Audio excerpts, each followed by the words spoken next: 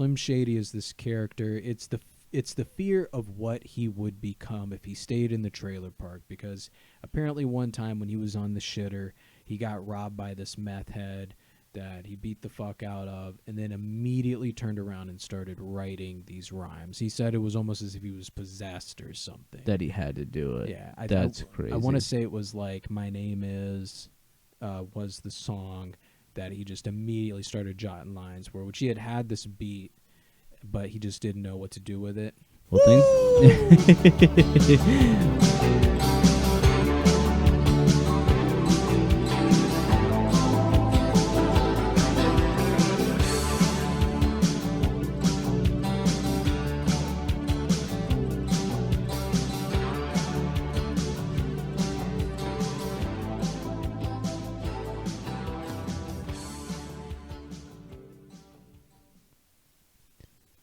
Hello and welcome to the Rye 5, where we review and rank based on whatever the hell I want. I'm your host, Rye Snide. I'm joined today with Corey Snide, Corey the curator.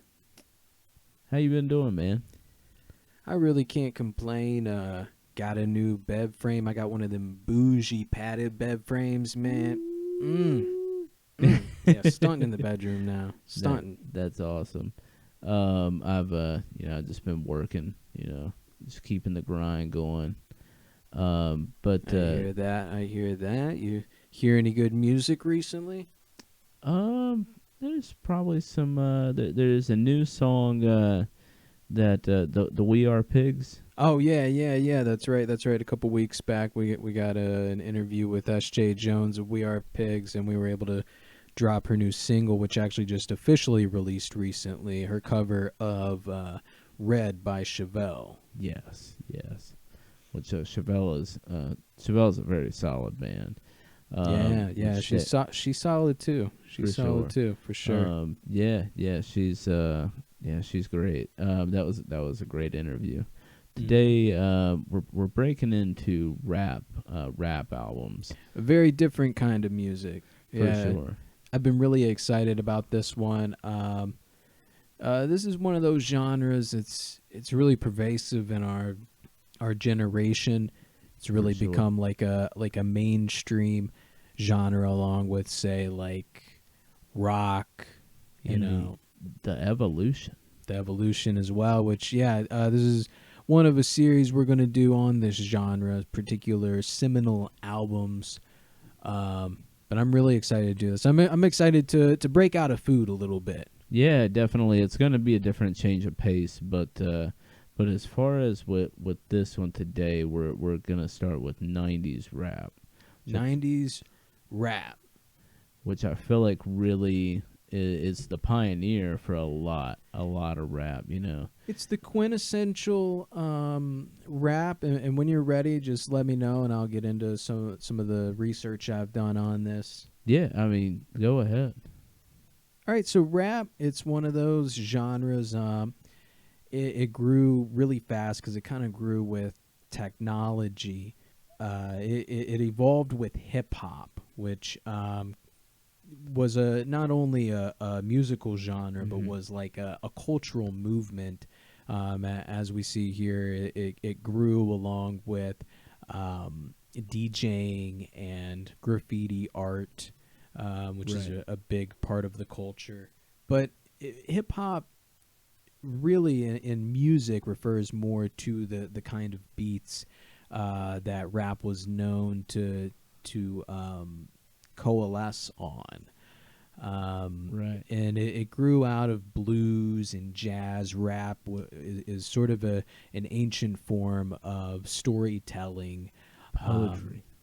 Poetry storytelling, similar to like what you'd say, works in the Middle East and works in the Mediterranean era, but this form of poetry storytelling grew out of West Africa, and of course during the slave times, and then grew up out of vaudeville, and really met its mate on hip-hop in the post-disco era. So sort of in the 70s, if you look back, there was Rapper's Delight, of course, the the one that really, it was the quintessential work. And then in the late 80s you had, beatboxing and stuff. You had sort of starting some of the fusions, like post punk rap, with Beastie Boys, Right, which exactly. took on the electronic influence as the movement grew. Electronica, which grew out of disco as well, had a big influence. When you go back to what we were listening to earlier before we started the show. True. We were Some listening to Run. late 80s, yeah, Run DMC, Yeah. and the Skinny Boys and stuff like that. So it really has been one of those kinds of music that's got a little of everything. You got Evolved, yeah. bass, drums, you've got mixing, you've got sampling, Sometimes guitar. sometimes guitar, If sometimes you like Lil Wayne, there was a guitar. sure, Like, yeah. Prom Queen. Like, he Yeah. was playing an electric guitar. Like, Yeah, a lot of the times what isn't keyboard will be guitar with like a crazy synthesizer on True. it, or a sample or something of that, and then mixed. It's wonderful. It's wonderful. So we're getting is, into yeah. 90s, which is again just the quintessential, at this point, classic hip hop and rock. Sort of what the 70s were to rock music, the 90s were to hip hop, to for hip-hop. sure. Exactly. So we might be using those terms interchangeably. Some people have gripes about that, but Whether it really, be rap or hip hop. right. But right. so did you want me to go on ahead and I can do my 5? Go ahead, because I have so many honorable mentions. I kind of want yours out of the way in case there's anything on there that overlaps. True. If you don't mind, sir. Yeah, The host of this castle. If you would, sir. For sure, no problem. So, in no particular order, and we'll start from 5 and go up. So I will start with "Reasonable Doubt" by Jay-Z. Reasonable Doubt by Jay-Z. Was that his first album? I think when I was doing the research On that discography? discography. So his first album that is his first album. I thought so. Because when I think Jay-Z, I kind of think 2000s, and I was. There might be a couple different artists we get into, but For sure. a lot of times, the first, sometimes second album is almost always the seminal work. For sure. And I feel like it could be portrayed as the most honest.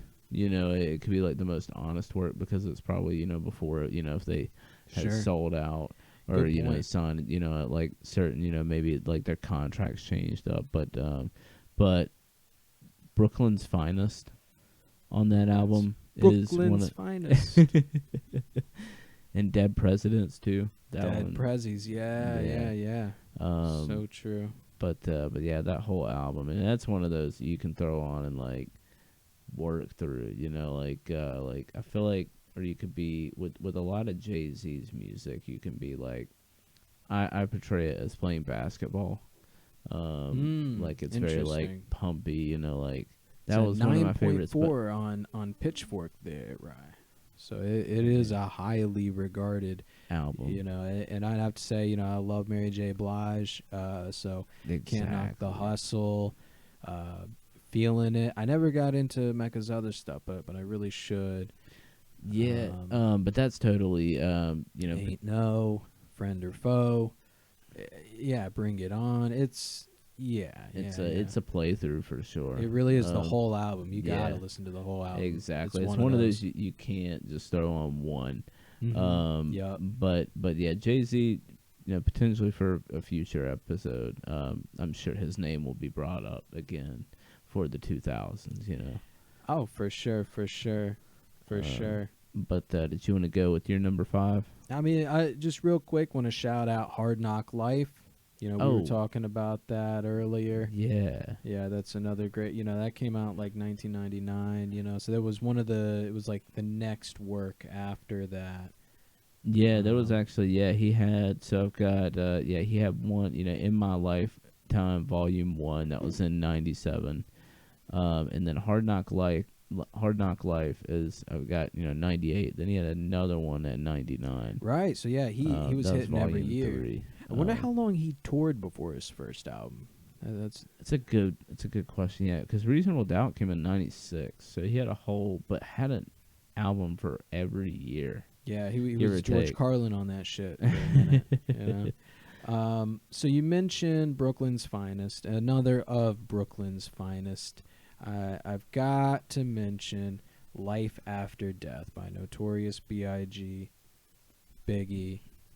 Wow. So we're coming out. So that one, actually, that one's definitely an honorable mention. It did not make my 5. Really? Believe it or not, but that one is a solid album.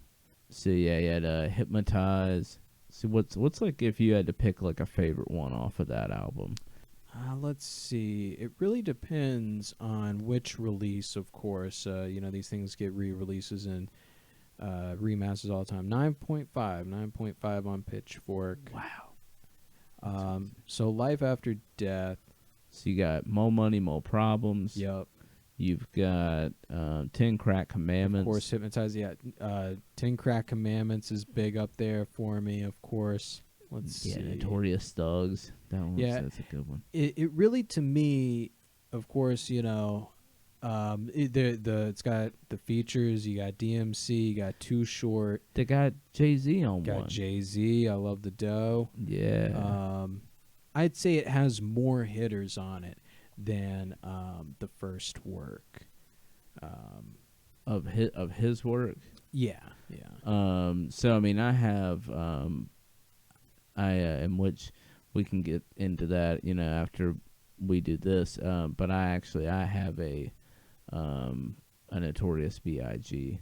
album, of course, because I don't think you could bring up the 90s rap and not bring up Biggie, Yeah, absolutely. But Ready to Die was on mine. Ready to Die, which was the first studio album, and that of course has the Faith Evans feature, and it also has Suicidal Thoughts. It has Juicy. Big Papa.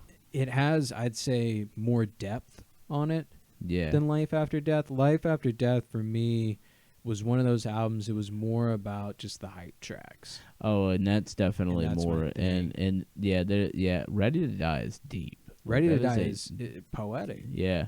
Who Shot Ya? Who Shot Ya? Yes. That one was like a big one. And now that was one I back when I was younger, and me and my neighbor, he had actually in a lot of 90s rap, he had showed me like a lot of it. Really? So yeah, and so like Biggie, Bone Thugs was another one, Tupac, just all that. Yep. But yeah, so Ready to Die, that one was on my list, which that one's a solid. That's another. Yeah, Give Me the Loot. That's another one. Yes.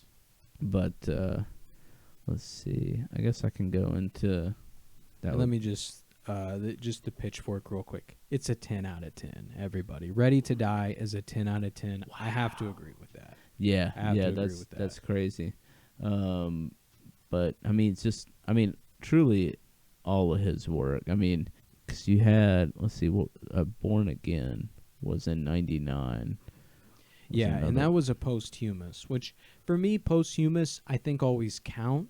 But I would be surprised if someone put a posthumous record on a top list before one from when they were alive, because of course the artist loses some creative control at some point of their work. They didn't. It's got to be a producer, even if it's someone close to them.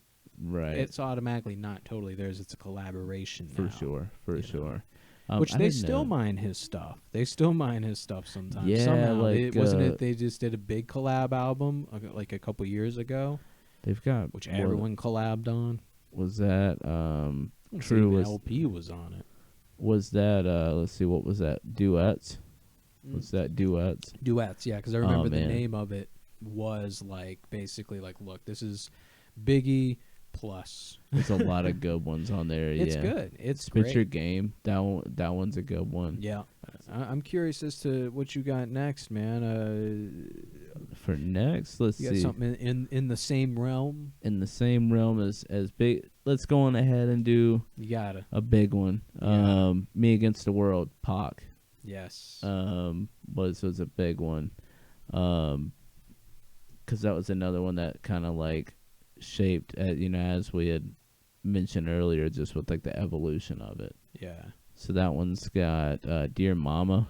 That one was a big one for me. And then Me Against the World, like just the single on the album. Temptations is a good one. But did you ever get into this album? It's I gotta say we did the same thing. I got on my honorable mentions list All Eyes on Me by Tupac, which I'd say it's a very similar thing. You chose the deeper, more poetic album. I chose the hype tracks. the hyper one. All Eyes on Me was definitely like, it was way up there. Like Yeah, it was saying either that or Me Against the World. Like it was one of yeah. the two. Like they go hand in hand for me. Yeah, just like again, like his counterpart, Life After Death and Ready to Die, like it's the same thing, two heads of the same coin, I'd say, Me Against the World and All Eyes on Me, it's totally two heads of the same That's coin. so true. I never even put that together. I wouldn't be surprised if everything was staged because everything was so well written and everything, and the way it played out IRL, everything was like a fucking modern day, more postmodern because it's so meta. Right. And so it was like a postmodern Shakespearean tragedy. If you look at the story of the and how East quick Coast, it all West was, Coast, 2 years. It was like a damn little war. They wouldn't have let it happen. But yeah, All Eyes on Me, Ambitions as a Rider. That's a good one. Yes. And let's see, California Love. Of course. California Love. Oh my God. To just roll down, one of those, highways down there in California. Could you imagine in a drop top playing that, man? Oh man, like as it freshly came out. Yeah, we would never know. We would never know that life, but it must have felt pretty damn good. Right. Yeah. Right. Exactly. Did you got any more to add before we move on? We're going to move on to a very different area of the scene. Still staying in New York, though. We're going to go. Let's go into the 36 chambers. Are you ready? 36 chambers. Let's go into the 36 chambers. Enter the Wu-Tang Clan. Oh man, I knew you had. I gotta bring the ruckus. I gotta bring the ruckus. I'm gonna bring the ruckus. Shame on everybody. Shame on everybody. All right. So yeah, it's seminal East Coast hip hop work. And if we didn't have Wu-Tang, I would go as far to say we wouldn't have rap collectives. I could see that. They're the first big hardcore rap collective, and their shit, even as a goth kid, I was into Wu-Tang just because it cut so hard. Of the metal, yeah, it's so metallic. Metal. Yeah, it is metallic. Yeah, cash rules everything around me. It's a big statement on capitalism. Protect your neck. Shit, man. It gives you chills. You listen to that. That's so true. And just their bring the whole ruckus aesthetic of just adopting the martial arts culture and appropriating it. I mean, all their shit is all about like martial arts. Right. And they were high concept too, and they were into like things like sci-fi and things like horror. Some of them even got into filmography. Right.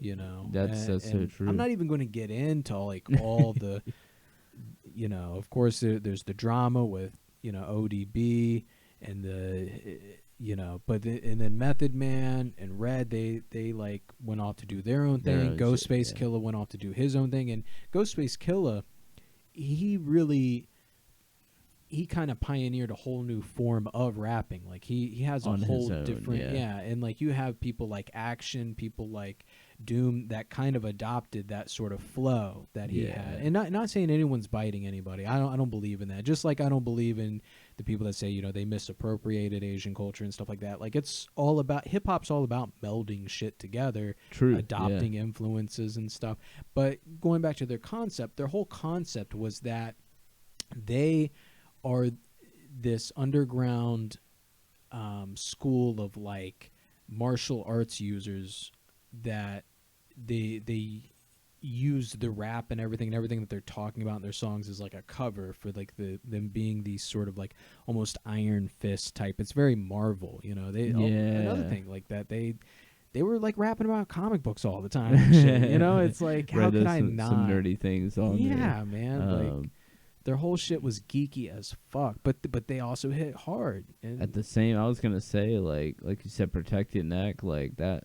It's pretty tough. Like, yeah, but that was actually Wu Tang was one of the ones I haven't really got into. it's just a matter of time for you, sir. Yeah, It's just a it's gonna matter of happen. time. I'm sure. You know, as we're talking about it, you know, probably work tomorrow. I'll probably I Throw it feel on. like it's Throw on the 36 Chambers, man. One of those good remasters. It's required listening. yeah. If you want to get into like hip hop and stuff. Let And me just especially pull like up real with you quick. saying like them getting into like some nerdy things too. Like that's Yeah. but yeah, dude, I don't they're want huge, so though, right? Like the group itself. Oh yeah. I mean they entrepreneured that shit, man. They got businesses and shit, man. Yeah. That's awesome. I don't think Pitchfork has done it, but everything's like 4 or 5 stars, 8 or 10, A minus, A plus. Yeah, Solid. It's a solid album. you either like it or love it. But as far as to segue from that, I'm another pioneer that I feel like shaped a lot of music, and I think you actually got me into some of this. But 2001 by Dr. Dre. Dr. Dre. You know, I got an honorable mention, The Chronic. Look at us still both having the same artist, but two different so albums. many of them. So 2001, are you sure it came out in the 90s? Yeah, it was 1999.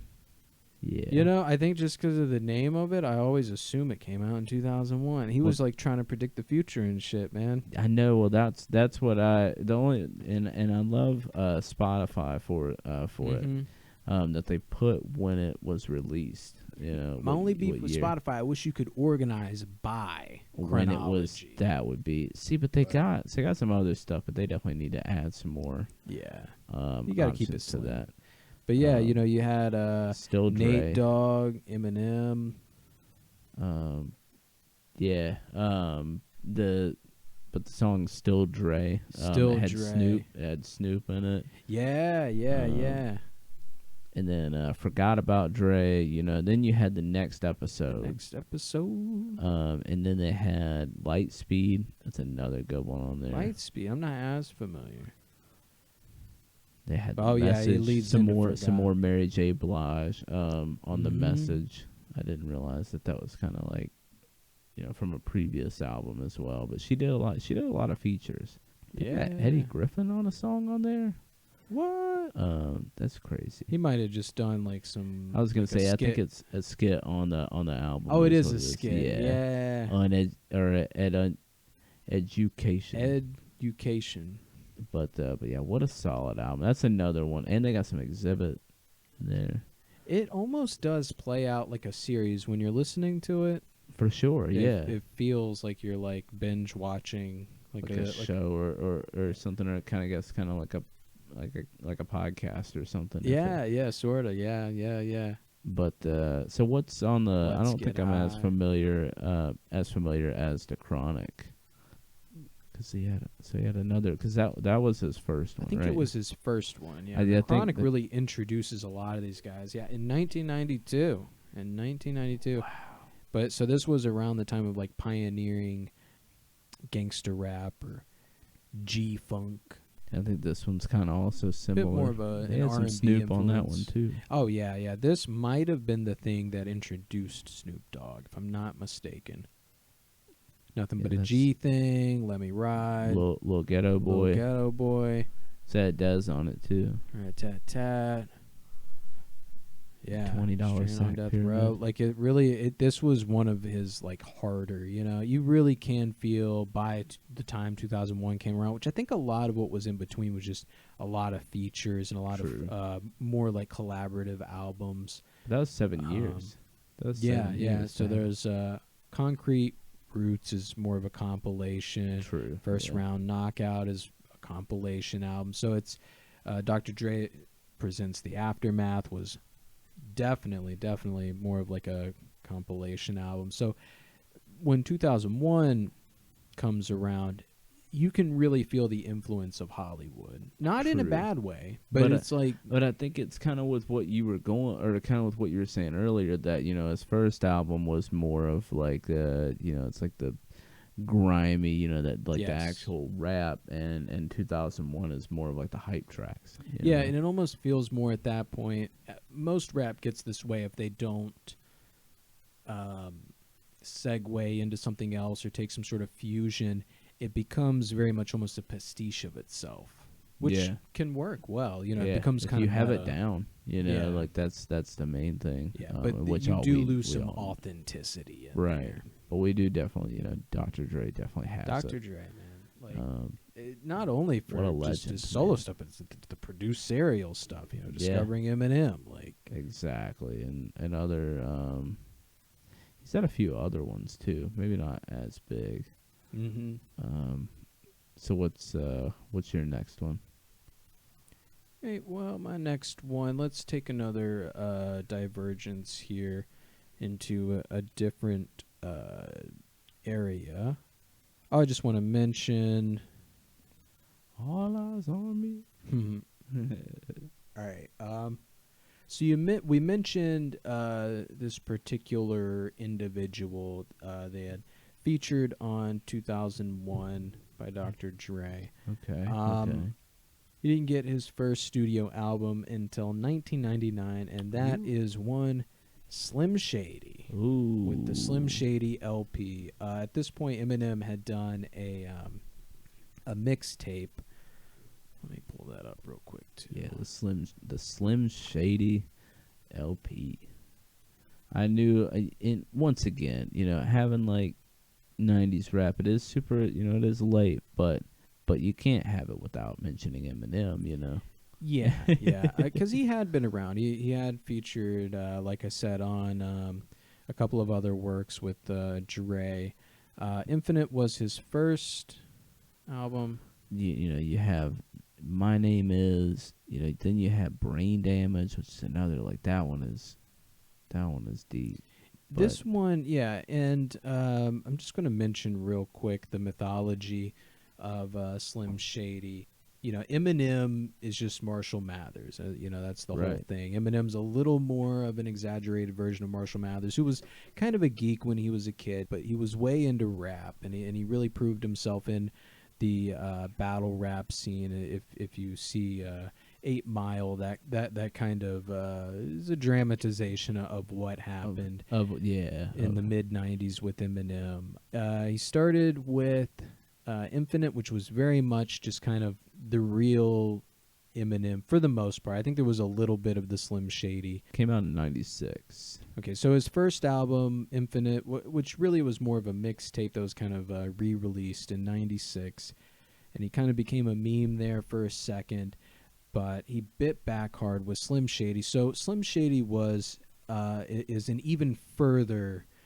It's not even really Marshall Mathers. Slim Shady is this character. It's the fear of what he would become if he stayed in the trailer park, because apparently one time when he was on the shitter, he got robbed by this meth head that he beat the fuck out of, and then immediately turned around and started writing these rhymes. He said it was almost as if he was possessed or something. That he had to do it. Yeah. That's crazy. I want to say it was like My Name Is was the song that he just immediately started jotting lines for, which he had this beat, but he just didn't know what to do with it. And that, oh man.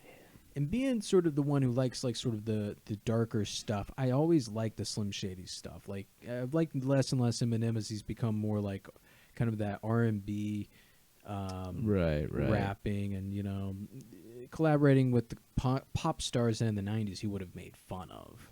Exactly. But I mean, he matured, and that's what you got to do at that point. But 97, Bonnie and Clyde, Guilty Conscience with Dr. Dre, like you mentioned, Brain Damage, which is all about being a nerdy kid and getting beat up and stuff.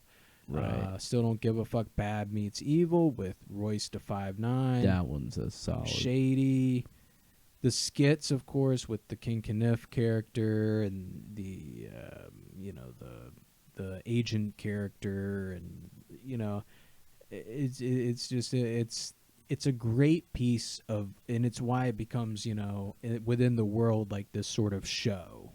Exactly. It's like a variety show within his little universe. And there's and I know so a lot of the what is it? My Name isn't that it? Kind of how the music video is written is more like kind of like a show, right? Yes, yeah. If you look at all the music videos, even the album titles, Encore, the Slim Shady Show, it's all kind of and he adds to the mythology as time goes on. He always does a Slim Shady track at least once or twice now, just to appease people like me. Yeah, he still has to throw it out there. But that is a solid LP too. Like just to come out with just bam there, here's this, and there's such like it is kind of like a roller coaster throughout the album, Oh yeah. Go ahead and move on to your next one. I forget, is it a 2 or a 1?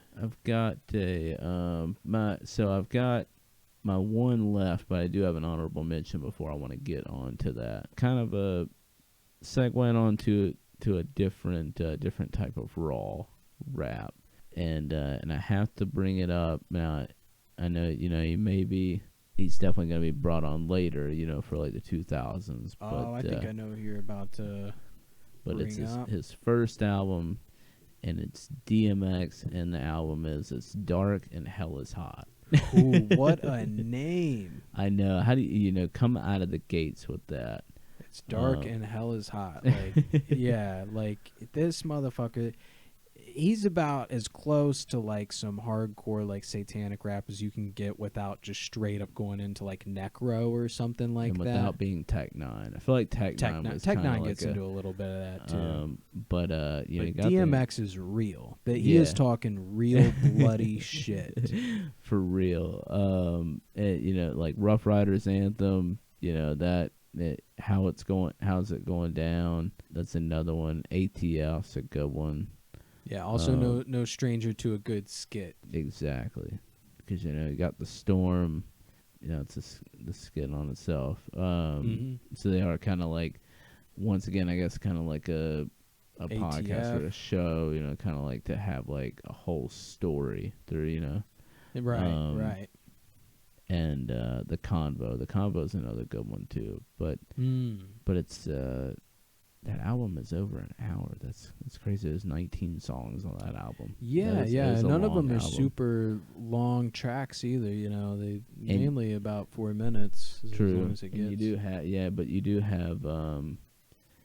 Speaking of satanic shit, Damien, like he definitely knew what he was doing. Like, but he's another one that's just it's almost metallic. Right? Yeah, how it's hard just, he goes. And you kind of and if you're working or something, you need to get some stuff done. Like listening to some DMX, it's gonna pump you up. You're gonna get your stuff done when you're listening to DMX. Yes, yeah, good workout music for sure. Jogging I just music. remembered. I can feel it where it samples the Phil Collins song.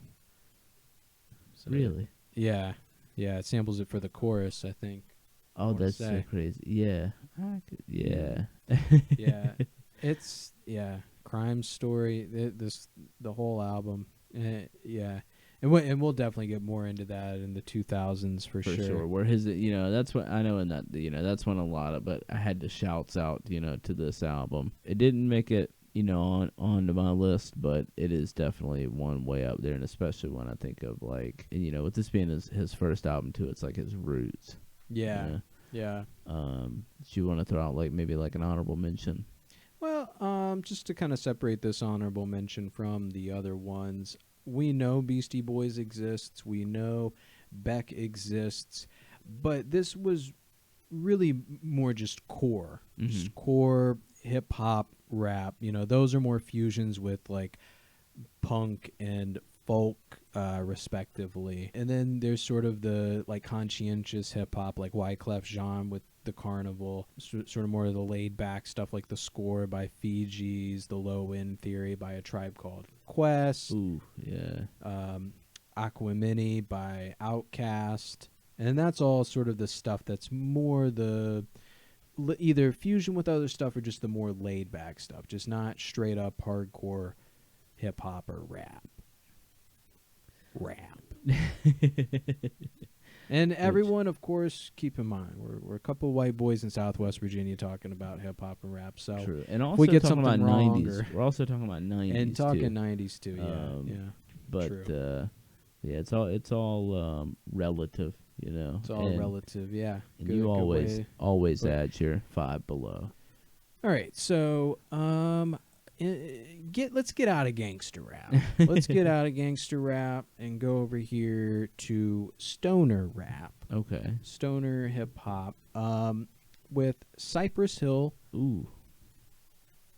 One of my favorites, Cypress Hill 3, Temple of Boom. Temple of Boom. Okay. Temple of Boom. And this is namely for, I do like a lot of tracks on this, and of course, I know some people out there thinking, oh, he's crazy for not mentioning the first two albums, which had, Insane in the Brain and How I Could Just Kill a Man, all that. This is a little more of a laid-back album. You got Smuggler's Blues and California. It still hits hard. Throw Your Set in the Air is one of my favorite like anthems for just like it's great to play. Like you could throw it on at a party, you can throw it on when you're working out, you can throw it on at a protest or a rally or something. It's great. It's multifunctional great. Yeah, it's a multifunctional song. But namely for disc 2, the Buddha mix, which is where our guy Muggs shows off his mixing skills. And he mixes the whole album together into like a 20-minute party mix. Really? And it's great, and it's one of those things that kind of introduced me to mixes. Right. Yeah, the Buddha mix. I'm gonna have to look that one up.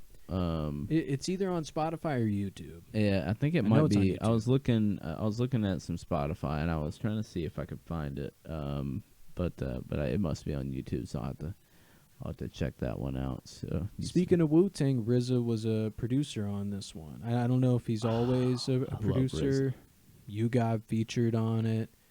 It's one of those albums that it is a hitter, but it's also a sleeper. People sleep on Temple of the Boom. Yeah, that was another one that I hadn't really got much into, is Cypress Hill. Dude, it's great chill music. It's great chill music. I'll have to get into it. But I know the big, insane in the Brain. I know How I Could Just Kill a Man from Rage Against the Machine. Exactly. Which they actually did like an official, I think it was Prophets of Rage. It's like a super group with like some of Cypress Hill. You had Be Real and Muggs, some of Rage Against the Machine, and some other people too. What a group, man. And it's like, and they redid, I can't remember if they put it on an album or if they just did it for like touring and live appearances. That's how I saw it, was like a performance of it, but they did like a redux that was kind of more true to the original but had that rage like, okay. Yeah, I haven't. So that's more of a recent. You said within the last few years. Yeah, Prophets of Rage. Yeah, I've got. So they got one album. Yeah, I think it was just a one-hitter quitter. Yeah, they did. With the supergroup, that's all you can ask, really.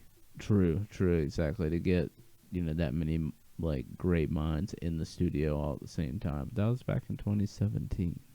Yeah, that sounds about right. So I have to check that one out. Yeah, it was But that was Be kind of one of Real, those. Chuck D, and Tom Morello. So Muggs wasn't in on it. I'm Yeah. not sure. I wanted to say Muggs did like some mixing for them, but Yeah, I I could was be gonna say maybe tripping his on name that. is on it somewhere. No, it's not crazy. That's crazy. But yeah, Pioneer or Prophets of Rage, Fantasy Records. That's so crazy. I never even knew that was a thing. But I'll have to, I just wanted to see if they put it on the album. because that'd be kind of, with what you were mentioning, adding like the instruments and stuff to the. Yeah, it has more of that feel. Okay, so they didn't put it on an album, but they did like some like old school Cypress things for like one of the for like a performance. Which that's some stuff. They probably have to go through some licensing and stuff to put it on. Exactly, have to go through like kind of with what you were saying earlier. It would have to go through so many hands and. Yeah, I can't remember if we talked about that on air, but yeah, licenses. That it takes Garbage. today. It's so like digitalized. Right. So you're number one, sir. So you had mentioned it earlier, and it is kind of a. They definitely got some rap on there, but AT Aliens. Oh right. Aquamini. Yeah. I had to, but I guess once again, a different A totally album. different one. Yeah. But AT Definitely Aliens more chill than the gangster rap. Exactly. It's not totally stoner rap either. It's a different thing. What is it?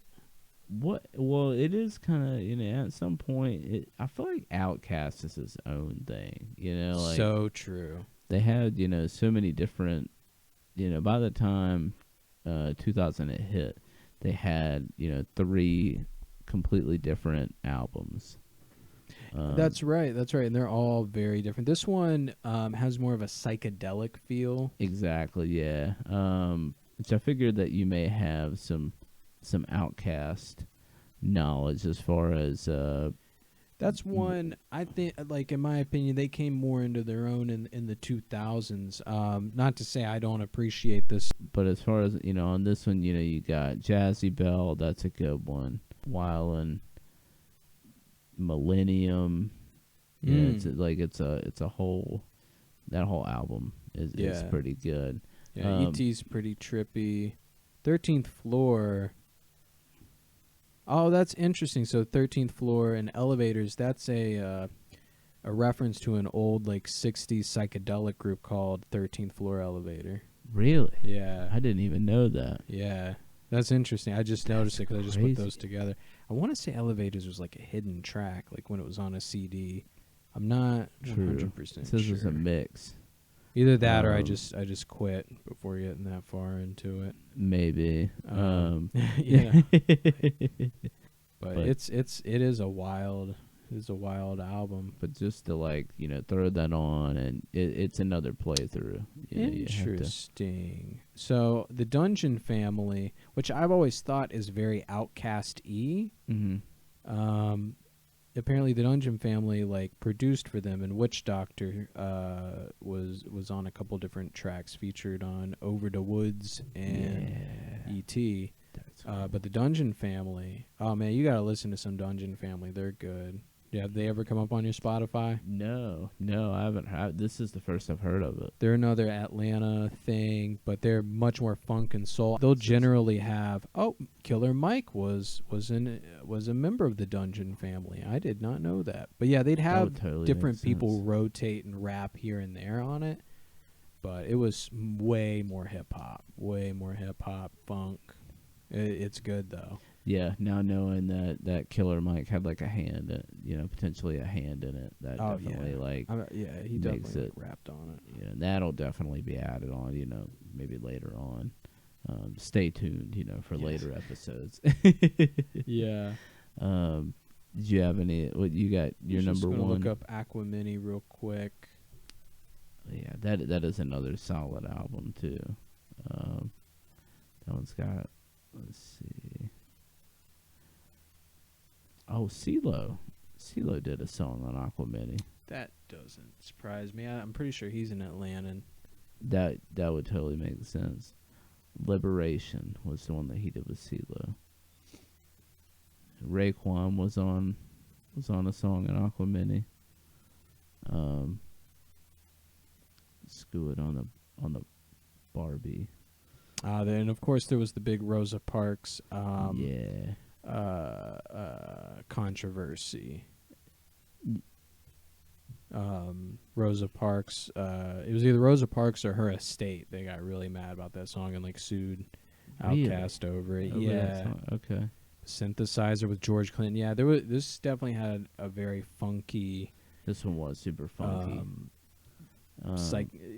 Not quite as psychedelic as ATLians, Yeah. but you know, with the long track listings or the track times, George Clinton influence. Erica Badu is also on that song "Liberation." That makes me want to listen to that. I was listening to her earlier today. Were you really? Yeah, Erykah Badu. Actually, that's so crazy that we brought this up. That was someone that I actually had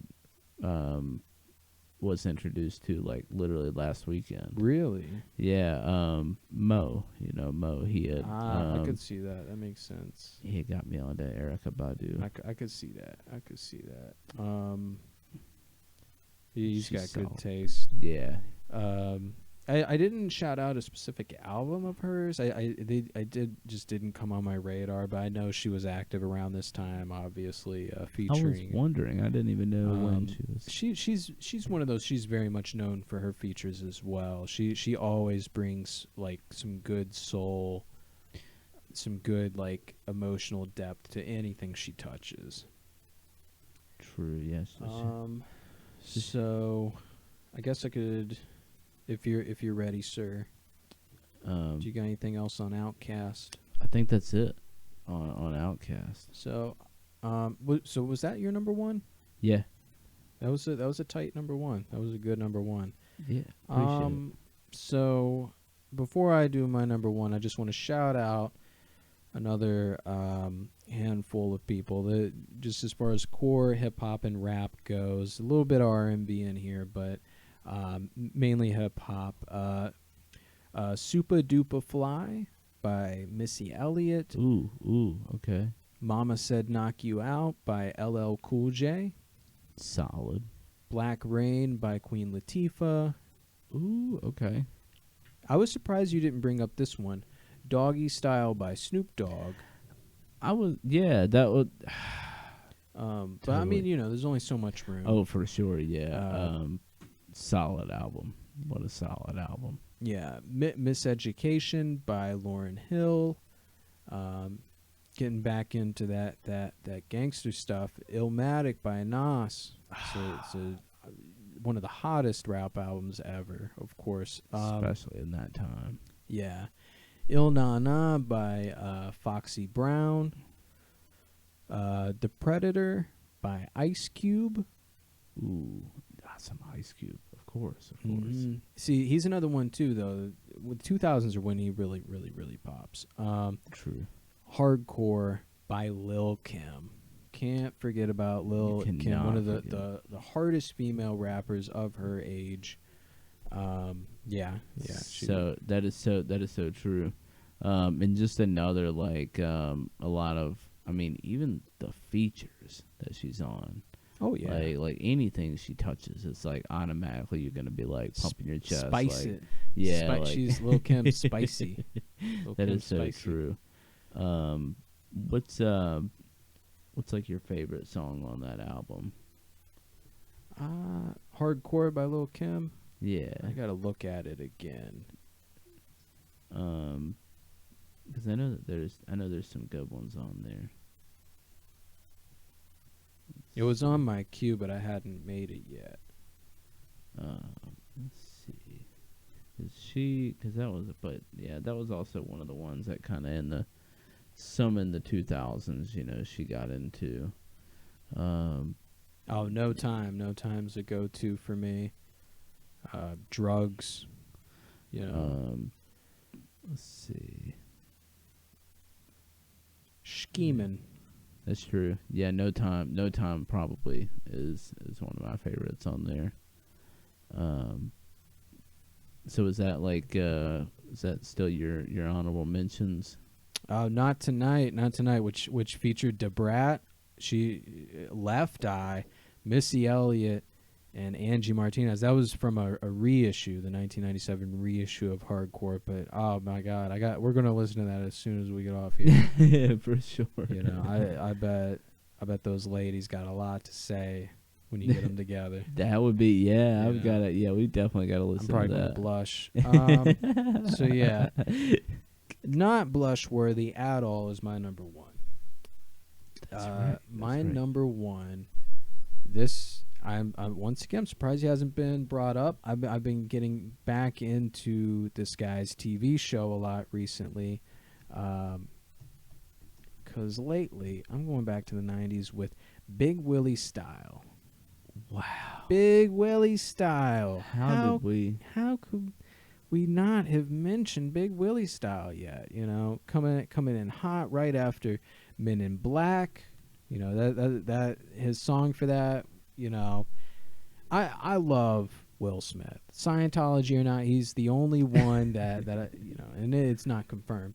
Right. He may have gotten out. He may have been one of the few that got out and like with Safely. no dirt. Yeah, no bomb. Although maybe that's why all that dirt came out over the past few years, because Scientology. Didn't even think about they that. hold dirt on people, and then, you know, once you leave, they put it out there. They probably put it out there before everyone else, but you got Getting Jiggy with It, Miami. Candy, Miami, Welcome to Miami, Big Willie Style. Once again with Left Eye there.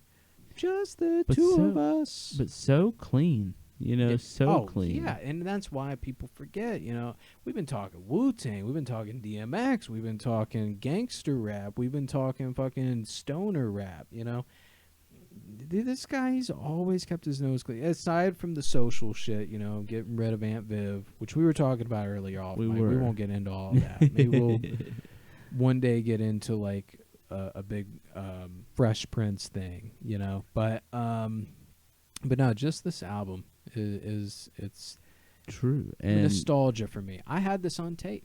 I had this on cassette. Right. I do remember that, and I think Mom was one of the ones. You know, she definitely wouldn't mind us listening to some Will Smith. That was like the only rap we could listen to when we were kids. True, we were little kids. But also just something. You know, he did drop another album in the '90s, Millennium. And see, I always think about that as being like a 2000s release. True, which it could be late, but just want to, you know, in the one of the songs on there, it's funny that we segued from her. Lil' Kim did a feature on Millennium, Da Butter. This was a 1999 release, November 1999, so very, very late 90s. Late. Everyone was ready for Will 2K at that point, though. And So Fresh. So Fresh is a good one. So Fresh, yep. Yeah, Bismarcky and Slick Rick in that one. Oh my God, DJ on there, DJ Jeff. Yep. Wild Wild West. Exactly. Yep. Which another cassette I had. Yep. Another cassette I had was the Wild Wild West with Drew Hill soundtrack, which I liked, and it's only because I was a kid at that point. If I wasn't a kid at that point, I probably would have hated this movie, especially after seeing Men in Black, because it's not the same thing. But it's good. It's good. Come on, it's crazy, but it's good. It is, yeah, and that one's kind of cheesy, isn't it? Tell me why though. Why the UK release of this had Getting Jiggy with It and Big Willie Style on it? The UK release of this single, I guess they had to put something in there, but it's like you might as well have just gotten, you know, like the album that came out 2 years ago. That's such a good point. The UK, they were so on their rock. They're like, what is this? What are we doing now? I remember the cassette for Wild Wild West having like a lot of like little snippets from the movie. I didn't realize there was an Eminem track. I didn't even know that. On the Wild Wild West soundtrack. Bad Guys Always Die. I'm going to throw this Dre on. too? Yeah, Dr. Dre and Eminem on there. And they're like getting you on the Wild Wild West soundtrack. Faith Evans was on a track. Enrique Iglesias. I remember that song. The Balamos, I want to say. Yeah. Oh, I was gonna say that one probably. Yeah, that would probably. Slick Rick. stick How did out. you get all these people? Common, Lil Bow Wow. What a handful of people they True. just got on Are the you, Wild are you Wild sure West that you still soundtrack. wouldn't listen to it today, though? I mean, I'm going to listen to it later. When you leave, I'm going to throw on the Wild Wild West Why not? soundtrack. I mean, None of this has it's anything a to hitter. do with the West. the West. None of this has anything to do with the movie at all. It's just a At all. random collection of who did. I wonder who did the beats for the Wild Wild West soundtrack.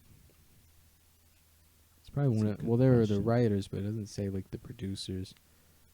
It's a good They question. probably had their names scrubbed from history. All of that. That's a good point. It was Interscope, so that explains a lot of these people were on Interscope. Late '90s. So it was a Anyone record label cool was- thing. Yeah. was owned by Interscope. So that was your That's last it, one man. That's all I've got. You know. for rap albums. Well, thanks. Thanks for joining us today on the Rye 5. Add your 5 below, and make sure to like and subscribe to the channel. Would you like to add where they can find you at? I'm at Corey the Curator on all platforms. Also check out snidestudios.com. All right. Well, most importantly, everybody, stay snide, but stay right.